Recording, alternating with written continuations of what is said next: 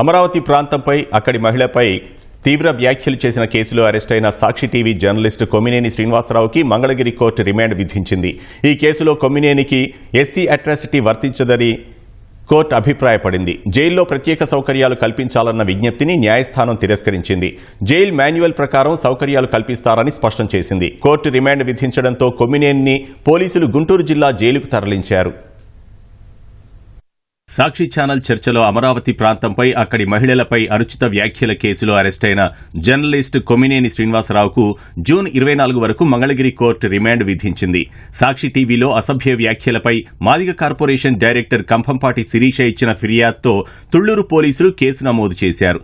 A1గా కృష్ణరాజు, A2గా కొమ్మినేని శ్రీనివాసరావు, A3గా సాక్షి TV యాజమాన్యాన్ని పేర్కొన్నారు. సోమవారం హైదరాబాద్లో కొమ్మినేనిని అరెస్టు చేసి గుంటూరు నల్లపాడుకు తరలించారు. మంగళగిరి న్యాయస్థానంలో హాజరుపరిచారు. ఛానల్లో జరిగిన చర్చకు సంబంధించిన వీడియోలను న్యాయమూర్తి ఎదుట ప్రదర్శించారు. రిమాండ్ విధించాలని పోలీసులు కోర్టుకు విజ్ఞప్తి చేశారు. అయితే కొమ్మినేనిపై పెట్టిన SC/ST వేధింపుల నిరోధక చట్టం సెక్షన్లను న్యాయమూర్తి తొలగించారు. ఈ వ్యవహారంలో ఆ సెక్షన్లు వర్తించవన్నారు. అనంతరం కోర్టు కొమ్మినేనికి రిమాండ్ విధించింది. అయితే కొమ్మినేని తరఫున వాదనలు వినిపించిన మాజీ అదనపు advocate general Ponnavolu Sudhakar Reddy remand సరికాదన్నారు. అర్నబ్ గోస్వామి కేసుని ప్రస్తావించారు. ఆ కేసు వివరాలు సమర్పించాలని న్యాయమూర్తి కోరగా సమయం అడిగారు. మధ్యాహ్న భోజనం తర్వాత మరోసారి కోర్టులో వాదనలు జరిగాయి. మహాభారతంలోని అంశాలను పొన్నవోలు ప్రస్తావించగా తాను వైదిక బ్రాహ్మణ కుటుంబం నుంచి వచ్చానని, పురాణాలు మీకన్నా ఎక్కువ తెలుసని న్యాయమూర్తి వ్యాఖ్యానించారు. పొన్నవోలు వాదనల్ని తోసిపుచ్చిన న్యాయస్థానం కొమ్మినేనికి 14 రోజుల రిమాండ్ విధించింది. బెయిల్ పిటిషన్కు అనుమతి ఇవ్వాలని పొన్నవోలు కోరగా హైకోర్టులో బెయిల్ పిటిషన్ వేస్తున్నట్లు టీవీల్లో వేస్తున్నారు, బెయిల్ కోసం అక్కడికే వెళ్లండని చెప్పారు. గుంటూరు జిల్లా జైలుకు కేఎస్ఆర్ను తరలించాలని ఆదేశించింది. తనకు 70 ఏళ్లు దాటాయని, కింద పడుకోలేనని, పరుపు దిండు సౌకర్యాలు కల్పించాలని కొమ్మినేని కోర్టుకు విన్నవించారు. ప్రస్తుతం మనుషుల సగటు ఆయుర్దాయం పెరిగిందని న్యాయమూర్తి వ్యాఖ్యానించారు. ఎవరు ఎక్కడ ఉండాలో దేవుడు నిర్ణయిస్తారని, ఆ చోటుకు వెళ్లడమే మనం చేయాల్సిన పని అన్నారు. జైలు నియమావళి ప్రకారం ఏ సౌకర్యాలకు అర్హులో ఆ సౌకర్యాలు తప్పకుండా కల్పించాలని ఆదేశించారు. కోర్టు ఆదేశాల ప్రకారం కొమ్మినేనిని గుంటూరు జిల్లా జైలుకు తరలించారు. ఆ విచారణలో భాగంగా అరెస్ట్ చేసి రిమాండ్ చేసినటువంటి విధానం, అట్లాగా రిమాండ్ రిపోర్ట్లో పేర్కొన్నటువంటి అంశాలు ఒక సాక్ష్యాలతో కూడినటువంటి విధానం ఏదైతే ఉందో దాన్నే జడ్జి గారు స్వయంగా పరిశీలించడం జరిగింది.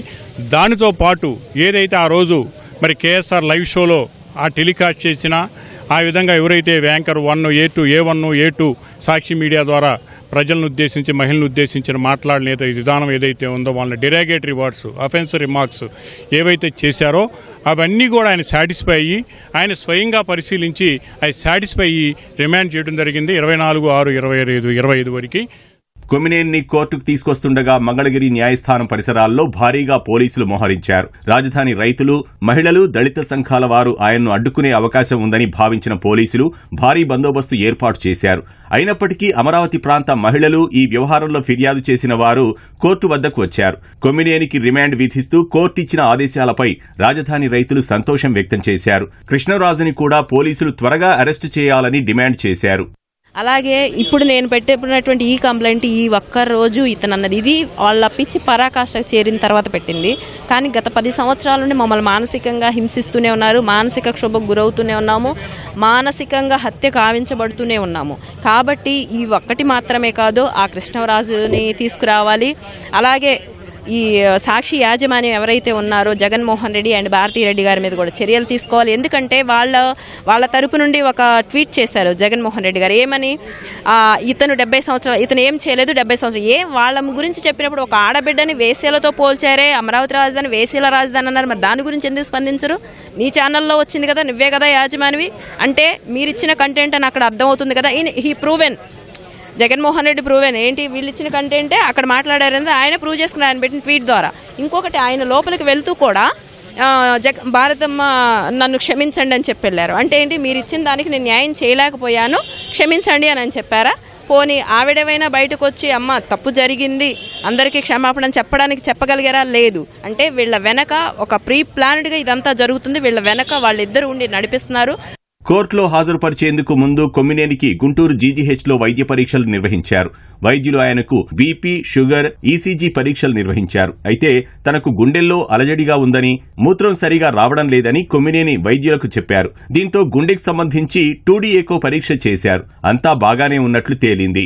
మూత్రపిండాల వైద్య నిపుణులు ఆయనకు అల్ట్రాసౌండ్ స్కానింగ్ నిర్వహించారు. మూత్రనాళంలో ఇన్ఫెక్షన్ ఉన్నట్లు గుర్తించి తగ్గేందుకు అవసరమైన మందులు అందజేశారు.